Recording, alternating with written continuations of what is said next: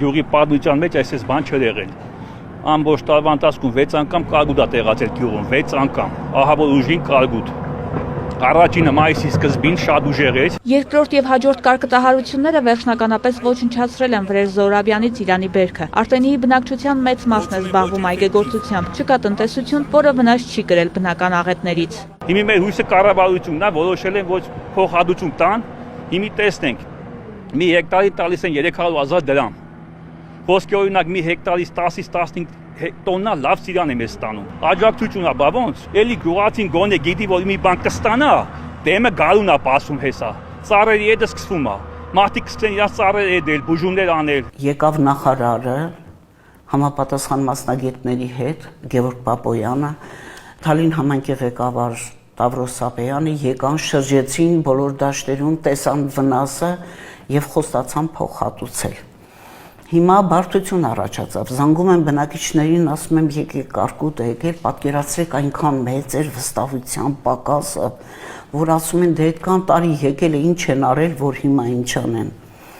Բայց հետո արդեն հասկացան, որ փաստաթղթերը հավաքվում է։ Առաջին փուլում բնակիչների փաստաթղթերը հավաքել 109 հեկտար Ծիրանի այգու փոխհատուցման համար են դիմել։ Հետագայում գյուղացիները համոզվել են, որ ոչ թե հարկերի զիջման կամ այլ եղանակով է փոխհատուցվելու վնասը, այլ գումարի տրամադրման տեսքով։ Ավելին որոշում է կայացվել, որ ոչ միայն սեփականության վկայական ունեցող գյուղացիները կհատուցվեն, այլև նրանք, որոնք այգեգործությամբ զբաղվում են վարձակալած կամ այլ հողատարածքներում։ Արագածոտնի մարզում նման հողագործները քիչ չեն։ Ստեղծվեց երկու աշխատանքային խումբ,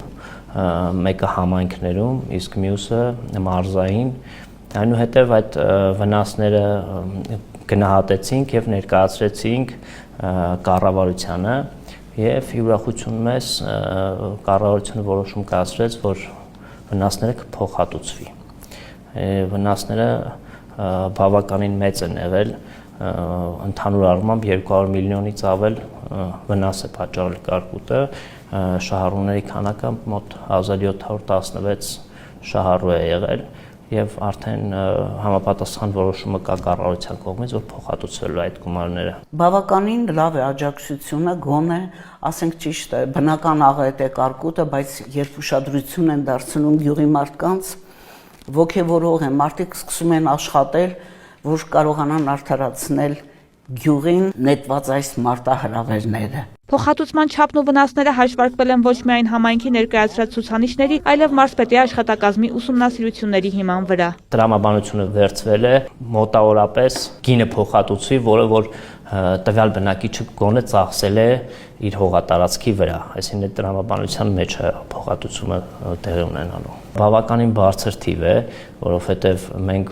ես հանձամբ էլ գնացել եմ քննարկումներ ենք ունեցել եւ այն սպասելիքները, որ կար մեր բնակիչների կողմից, այս փոխհատուցումը, որը հաշվարկված է, ոչ միայն այդ գումարն է գերազանցում, այլ նաեւ այն ծախսերը, որ բնակիչներն արել են իրենց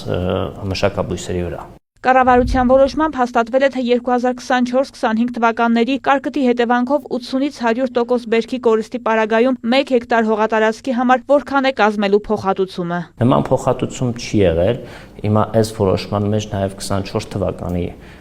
կարկուտից պատճառված վնասների համար է փոխհատուցվելու եւ ես հիշում եմ, որ մի քանի տարի առաջ եւ 5-6 տարի առաջ, եթե չեմ սխալվում, եղել է, որ վնասները փոխհատուցելու համար օրինակ ջրի վարձը չեն վերցրել,